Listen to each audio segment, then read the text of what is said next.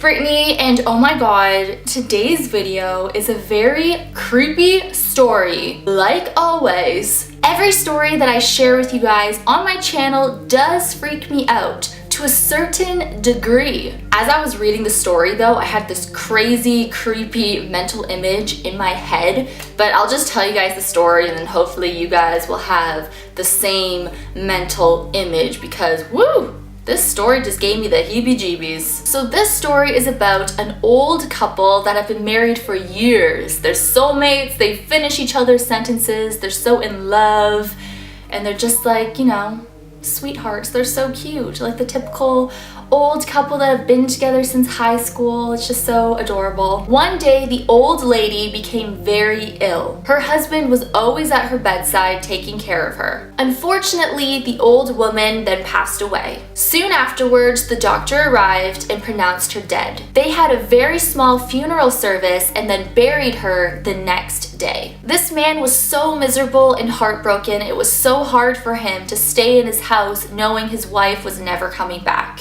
That night, he was awakened by a scratching sound. This sound grew louder and louder, but he could not figure out where it was coming from. When he turned over in his bed, he saw something so terrifying. He saw a figure of a woman standing outside of his window that looked a lot, actually identical, to his wife. He then realized that was his wife. Her mouth was wide open, almost like she was screaming, but he heard nothing. She was also clawing at the window. The man was terrified. He ran out of his bed towards the window and his wife just disappeared into thin air. The poor guy just kept begging and begging to the doctor saying they need to dig up his wife and open up the coffin. The doctor kept refusing, saying she is dead. He told the man that everything was okay and he was suffering from stress from his wife's death.